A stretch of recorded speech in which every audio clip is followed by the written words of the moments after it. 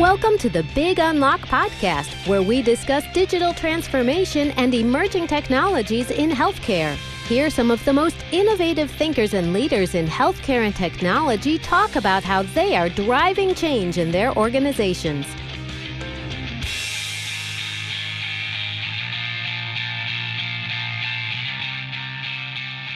Hello again, everyone, and welcome back to my podcast. This is Patty, and it is my great privilege and honor to introduce my special guest today, David Quirke, newly appointed CIO for Inova Health System in Northern Virginia. David, thank you so much for joining us, and welcome to the show. Patty, thank you for having me, and it's a great pleasure and honor to be talking with you today. Thank you. So you've recently come on board as CIO for Inova Health System. Can you share a little bit about your technology environment and your high-level priorities in the near term? Sure, be happy to do so. I am very newly minted in the role. This is week number 4 for me, but I'm happy to share what I've uncovered in the last 3.5 weeks. In terms of technology, like many organizations, we're a core EMR platform, the Epic platform. We're in the middle of a large ERP, enterprise resource planning deployment across the organization. In terms of our PACS system, we have our core PACS and cardiology system focused around the Fuji. But really, in terms of our priorities in technology, they're exactly the same as the priorities of the rest of the organization. Our mission to provide world-class healthcare every time, every touch, in every community we have the privilege to serve are very thoughtful words in terms of how we've created our mission. And really, when we look within the technology, infrastructure, and platform, we leverage the exact same goals and mission in terms of how we operate and organize our information technology journey. Like many organizations, is towards a service line model and a clinical enterprise. So within IT, we're on that journey too in terms of how we evolve from the facility-based system model to really, as we look at the various different service lines, how do we need to evolve as a service component to that to support a new service line model, which is essentially a triad model where we have a clinical leadership, a nursing leadership, and an administrative leadership really driving systemness, commonality throughout the organization. The themes that we talk about as a system and within IT really revolve around evolving to a systemness model. So when we talk about every touch, every time, wherever one of our community members interact with an Inova caregiver, there's that systemness and commonality of service everywhere we go. Within IT, that customer focus, our customers being the full community of patients we have the privilege to serve, and the customers, which are all the caregivers that go into supporting that care model. High reliability within information technology and the health system is a theme. It's challenging to drive a high reliability organization without a high reliability infrastructure beneath it. Fiscal acumen is something we all in healthcare have to be conscious of. And that model of fiscal acumen relating to value is something that we're very consciously aware of.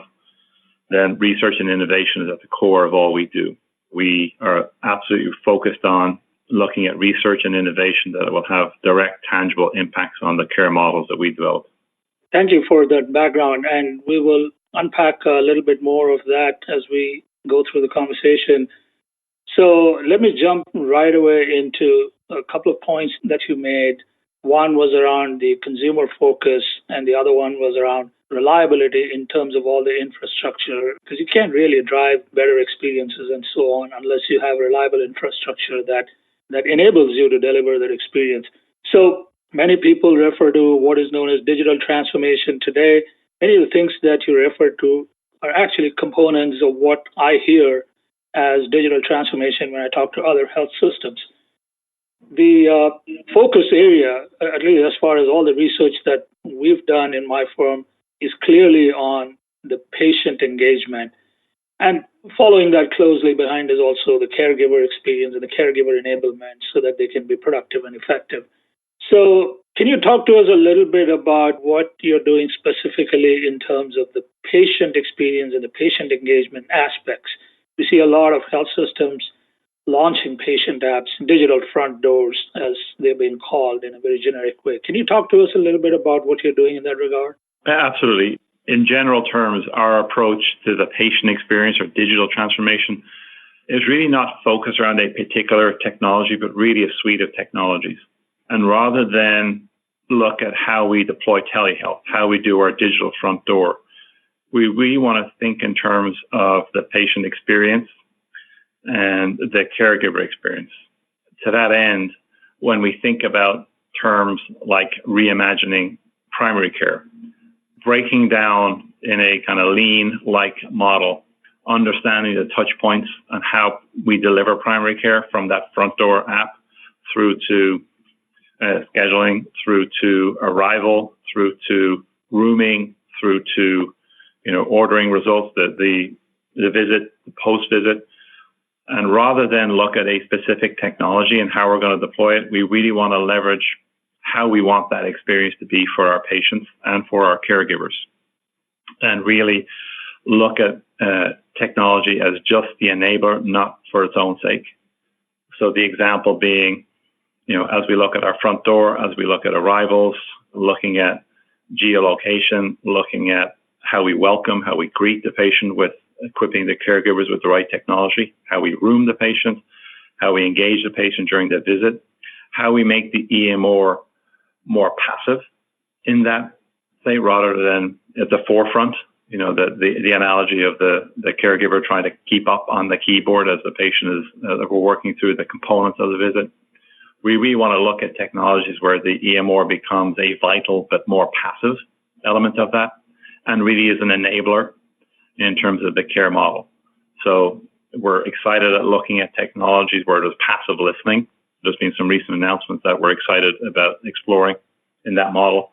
And the concept of the provider being bent over a keyboard and not perceived to be attentive to the patient's needs is something we really want to explore, and how we add value to that visit and make the process of gathering data, presenting data in a much more passive way. Rather than look at a particular technology or how we'll do, we really want to break down the experience from the patient-first perspective and make sure that the technologies that we're deploying and looking to deploy really facilitate a much smoother experience for both the patient and the caregiver. Just on that point of making the EHR systems more usable, more passive, obviously everybody talks about the huge burden that's come down on caregivers because of the digitization of medical records, which was necessary, but at the same time, it's had some unintended consequences. So can you just talk a little bit about one or two specific things you've done to make the EMR systems more usable and give some time back to caregivers, because that seems to be one of the big issues? Right. One of the things that we're exploring right now is in the acute care setting, we have, I'll use the term system to talk about all the components of a system, not a specific system. All our caregivers have a badge with an identity component that has the ability for us to identify that caregiver. We have systems that identify the patients that we have in every room. We have computers in rooms that know where the patients are. And we have wireless technology that can inform us of movement and locations. Yet, when a caregiver, be it a nurse at med administration or a hospitalist rounding, today still has to go from device to device to device, almost in a muscle memory model, bouncing from screen to screen. So we're right now interested in exploring technologies that combine a variety of systems to facilitate care. So, for example, if I'm a nurse and it's 3:00 in the afternoon and it's med admin time, why can't the systems know that I'm Nurse Quirke, know the room that I'm walking into, know the patient that I am there to attend to, know that it's probably med admin time? So why can't these systems, as soon as I identify and walk into the room, bring me a credential onto the system through a touch or through a more passive model, bring me right and present me the exact information on the patient I need, probably in the MAR, the medication administration record, rather than have me move from room to room and go through the exact same exercise. And you can use that analogy whether I'm a hospitalist, whether I'm an MA taking vitals, whether I am a consultant that's there to do a specific consult on the patient. So we really want to look at technologies that certainly facilitate access, facilitate the display of information, and really look at how we bend the curve on clinician burnout and how we can support technologies and invest and research in technologies that really take that out. Those technologies are not mutually exclusive of security. They're not mutually exclusive of other components that we have. They really are complementary. So those are things in terms of direct research that we're looking to do and we want to do that will really kind of bend the curve in the other direction in terms of presentation, access, and facility of use of these tools. So those are great examples. Let's switch to the patient engagement on the patient experience aspects of what you just talked about. So there's a huge innovation ecosystem out there that is really focusing on that one area, how to engage patients better, how to create better experiences. Big tech firms are involved in this. Many health systems are developing their own applications. And of course, there's a whole ecosystem of startups that are getting billions and billions in VC money to develop these innovative new solutions.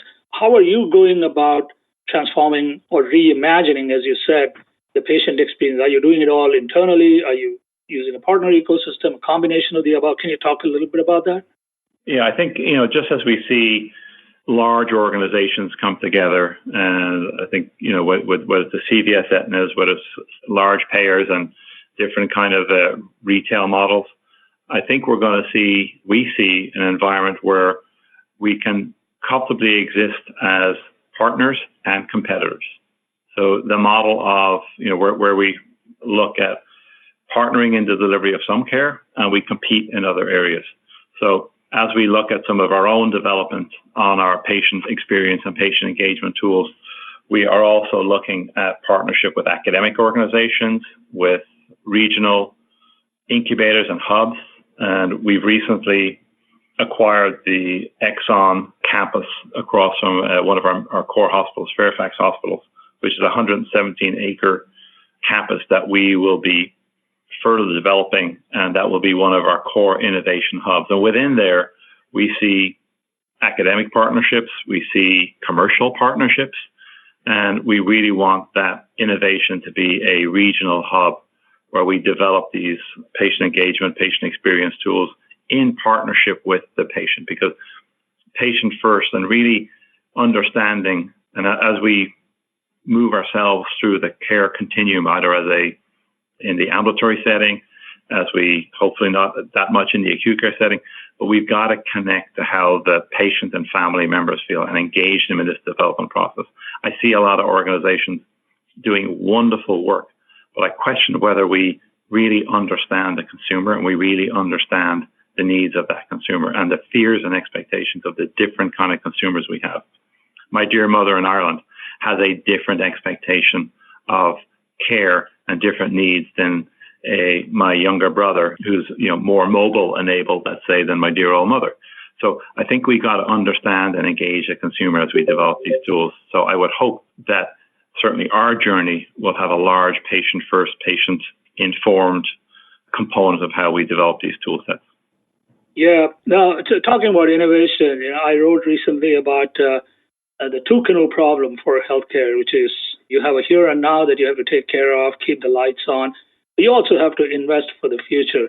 And as a system, as a sector, healthcare is still pretty much relying on fee-for-service reimbursements. Only about a third of the payments are going through some kind of an alternate payment model or a value-based care model. In this context, now, the reimbursement is declining. You have not as much discretionary funds as you need. At the same time, you know that to be ready for the future, you make all these big investments. It's really encouraging to hear that you've made this big investment in acquiring this large piece of land and you're going to build out innovation. How do you actually do the trade-offs and how do you sort of build a business case for these investments at a system level, what kind of ROI expectations or non-ROI expectations do you have from these innovation programs? Can you talk a little bit about the thinking process on this? Sure. And I think there are certainly a variety of different payment models out there in the different markets that I've been exposed to, be it New York, be it Maryland market, Pennsylvania, or the Virginia market. I think the successful organizations will always put patients first and quality first and outcomes. And I think everything else follows. So I absolutely understand the two-canoe model, but I think organizations that focus certainly have to attend to that.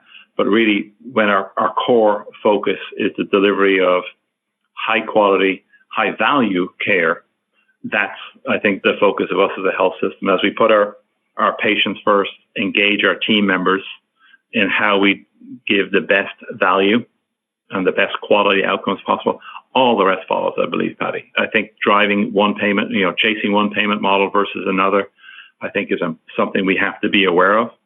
But at the core of what we do has to be the delivery of world-class care. Okay, let's talk about the technology environment. Technology is obviously playing a very big part in the transformation that health systems are going through, much more so than in years gone by. You're seeing a shift in the landscape. We're seeing the big tech firms moving into healthcare. They're offering their cloud platforms or other technology platforms, and they want to get into healthcare in a big way. But my firm's research suggests that most health systems are really looking by default at the EHR system to drive innovation, to drive some of these patient experiences and optimize the investments, the big investments that have been made in EHR systems before you go out and start looking at an alternate or an additional platform. How do you see this balance between some of the capabilities that these big tech firms bring to the table, cloud, advanced analytics, AI, machine learning, so on, with what EHR systems are really good at, but may not be so good at? How do you do the trade-offs? I think I would challenge the assumption that there needs to be a trade-off. I would go back to the comment I made about partner and competitor. Organizations like Amazon do a really good job of delivering hundreds of millions of parcels throughout the country and the world. We have much to learn from models like that in the healthcare delivery business. We are challenged as an industry with elements of patient care, like med reconciliation.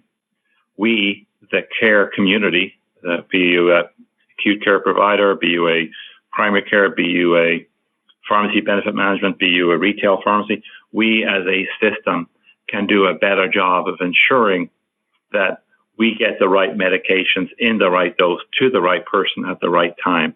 And we minimize the harm that we, the health delivery system, the avoidable harm that's out there. So I, for one, would be really keen to understand how we partner with organizations to learn from machine learning, to learn from AI, to learn from analytics that we as an industry, the whole healthcare industry, have not really looked at deeply to see how we can deliver better care to our patients and avoid some of the components of risk and harm that exist in our system today. You make an interesting point about these partnerships, and I just wanted to refer to some recent partnerships that have been announced, specifically the ones involve health system. Cleveland Clinic and American Well, there was a announcement that came out recently. We're seeing others too, Centene with Walgreens on the whole PBM space, Microsoft and Humana, Google and Mayo. So can you talk to what these partnerships really signify in terms of a market trend? And can you maybe talk to, any partnerships that you've built similar to any of these? Yeah, we certainly are, as we develop our Inova Center for Personalized Health, which is our new campus, we are creating partnerships with both academic and commercial organizations. I can't speak to those at this point. That will be coming soon.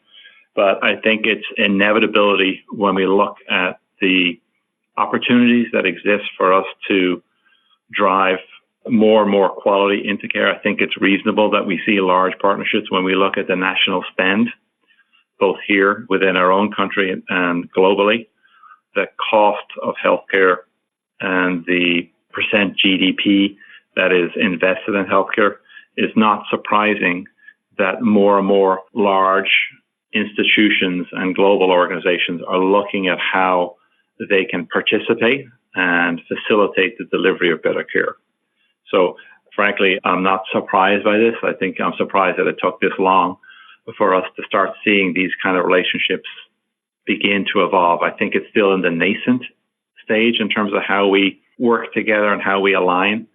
But I think there's a level of inevitability to this, and frankly, a level of excitement. I think there are skill sets that these organizations bring to our industry that we have not explored fully, and they are far more mature in some of these other industries. So from my perspective, I see it as a catalyst to accelerate our ability to deliver quality care. That's very well said. So let's talk quickly about the non-traditional players that are getting into healthcare, right? You mentioned CVS. We're also seeing Walgreens get into the primary care, urgent care space, Walmart, even Amazon. We saw recently that Amazon made an acquisition of a company that does symptom triaging. They're also forming partnerships to deliver telehealth is what I saw. Yep. How do you see the landscape shifting in terms of the non-traditional players and where they fit into the future state of healthcare delivery relative to where traditional health systems are?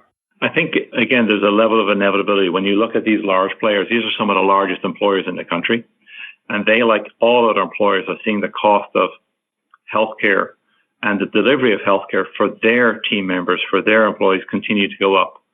And with the skill sets that they bring, I think the capabilities that they could bring to such a large owned employee base and how they could have an impact on value and outcomes. Again, I think it's exciting. And I think it's something that we should embrace. And like any significant shift in an industry, be it the steam engine, the motorized car, I think those that embrace it and those that really want to understand how they can participate in the bending of the curve in the other direction, I think will be the ones that will benefit the most. I think organizations that don't see the change and see where the puck is going may find themselves on the not realizing as much benefit as those that understand where the changes, embrace this change, and it is going to be I think a quantum change in how healthcare is delivered. But I think if we embrace it, we understand it, we get comfortable with being a partner and a competitor. This is one of the most exciting times to be in healthcare technology because of these new organizations that want to participate in the delivery of care. I want to get your final thoughts on a couple of things. I do something called a lightning round where I get your top of mind thoughts on a few emerging technologies and how you're using them or deploying them in your own environment. So let's start with one that you already alluded to a little earlier on, artificial intelligence.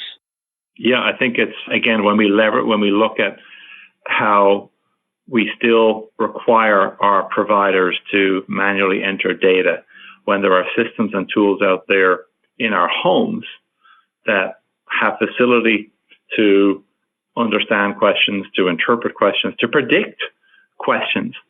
For us not to be looking at technologies where we can leverage machine learning, leverage this kind of passive component of consuming and presenting clinical data, be it in a office visit, be it in a ICU, be it in an OR for that matter.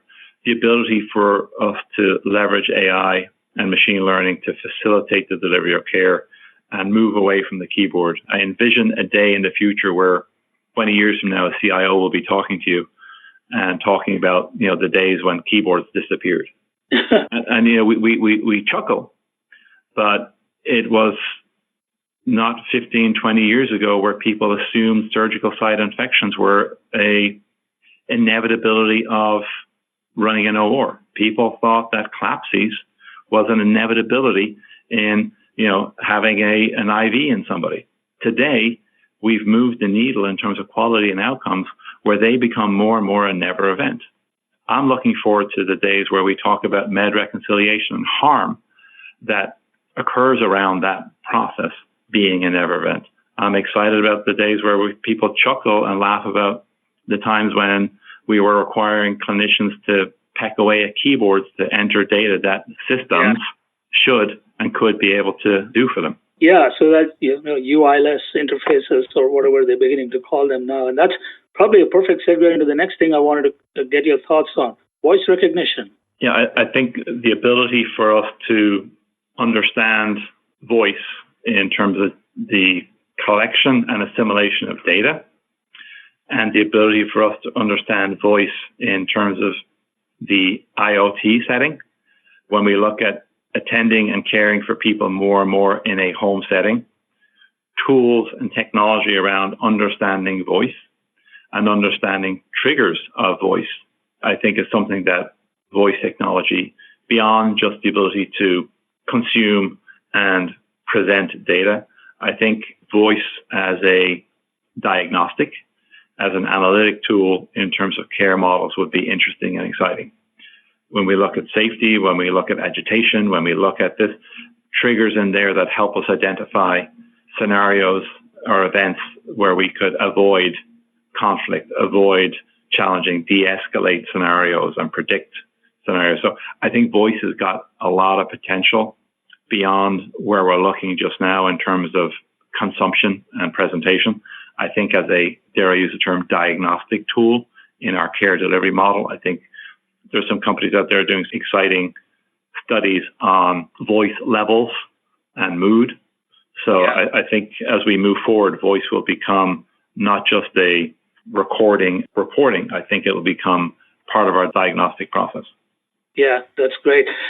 One more before we round this out. Healthcare is, I ask this because healthcare is typically and predominantly an on-prem environment.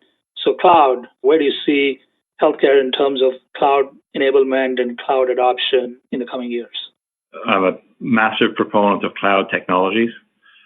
One of the things that as we design and engineer and architect cloud solutions, it's really critical that we understand the patient care and operations models of those clouds. And we design, I mentioned earlier, high reliability in our delivery of care requires high reliability in the availability of systems. So when we in the IT world think about high reliability, we need to shift and think about the delivery of care in our ambulatory acute care settings and how we design and architect cloud solutions that will support events that occur. And I was privileged or lucky enough to be in Manhattan and supporting organizations during the 9/11 outage. And these things, unfortunately, are something we have to think about and plan for as we design and architect cloud solutions, and the ability for us to ensure that the privilege we have of creating these tools and systems to support patient care and the architecture that we design around that supports organizations at every potential scenario what could occur. So I'm a massive advocate. I think there's a tremendous potential for value in cloud solutions, but we've got to be cognizant of how we develop high reliable cloud solutions that will support highly reliable healthcare delivery. But David, it's been such a pleasure speaking with you, and thank you so much for sharing your thoughts. And we wish you the very best in your new role, and all success to you, and look forward to staying in touch. Adi, thank you very much. It's been a pleasure to talk to you today. We hope you enjoyed this podcast. Subscribe to our podcast series at www.thebigunlock.com and write to us at info@thebigunlock.com.